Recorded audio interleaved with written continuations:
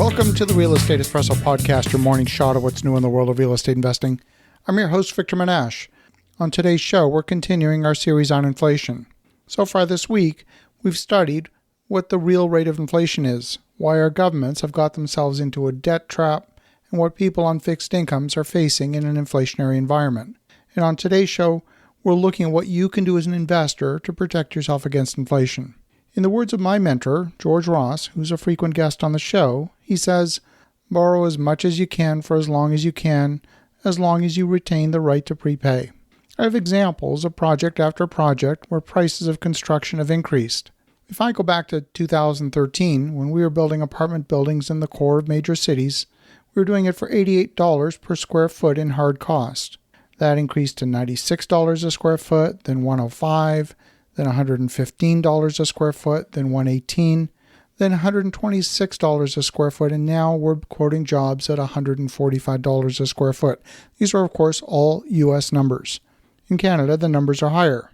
The numbers are quoting are for wood frame construction in many secondary markets with a decent quality of finish. We're not talking luxury finishes, but we're not talking laminate flooring either. Every step along the way, we asked ourselves whether we could count on rents to increase and afford the current cost of construction. At times, we were worried there was a disconnect. If we forecasted new construction using next year's higher construction cost with last year's rental rates, we often found the profit margins were thin. The yield was too low. But in every single case, in our direct experience, we found that by the time the new building is fully constructed, the rents in the market have risen above our pro forma forecast. In almost every case, we've exceeded our financial projections for revenue. Where we sometimes got caught is in forecasting expense growth. But as you'll see, there's an inherent resilience in the process. In a healthy building, expenses make up a minority proportion of your revenue. Let's create an example using simple math. Let's say that in our example, operating expenses consume 25%, that is a quarter of revenue. And if your rent for an apartment is, say, $1,600 a month, then your operating expenses would be a quarter of that, or $400 a month. Let's also assume that inflation's running at 10%. Now, in truth, it doesn't matter whether inflation's running at 2%, 5%, 10%, or more, but we'll use 10% just to keep the math simple. So that means that the revenue year over year should increase by 10%, and our $1,600 should go up by $160 a month.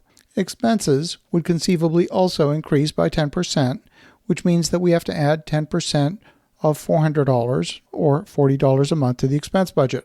But let's look at what happened. If we added $160 in revenue and $40 in expense, we've increased the net profit by $120. And if we have a fixed rate loan, the debt service will not go up at all. Since the profit went up by $120 a month, that's an annual increase of $1,440 a year. Now, if the property is valued at a 5% cap rate, then the value of your single apartment just went up by $28,800. Now, if you're questioning the math, send me an email to victor@victorjm.com and I'll show you the math very simply. Now imagine if instead of having just a single apartment, you've got a 100-unit building, then your building just went up in value by $2.88 million with just a 10% rate of inflation. All of the increase in value goes to the equity holder. On yesterday's show, we discussed some of the risks that happen with older properties. Older properties might not be able to support the full rate of inflation increase. But your expenses are going to increase in cost against your will. So let's go back to our example and imagine that with the same rate of 10% inflation, your tenants can only tolerate a 5% increase in rent. Maybe you're in a rent-controlled environment and that's all they'll allow. You're falling behind in one sense, and that's partially true. But let's assume in our example, a 5% increase in rent is $80 on that $1,600 in rent, and you're still facing a 10% increase in expenses. Because after all, inflation is running at 10% in our example. So instead of a $120 increase in profit, you'd actually have an $80 increase in revenue offset by a $40 increase in expense for a net increase in profit of $40. Your 100-unit building would go up in value by $960,000 instead of $2.88 million. But that's, of course, assuming your lower quality property can continue to command a 5% cap rate. And if your C-class building is now only commanding, say, a 7% cap rate, then the value increase shrinks, and you would only experience a $685,000 increase instead of $2.88 million. So when I say the quality matters, this is what I'm talking about. A higher quality income-producing asset will maintain its ability to generate increasing revenue in the face of inflation. The profit growth in the highest quality asset is protected, and the value growth is also protected.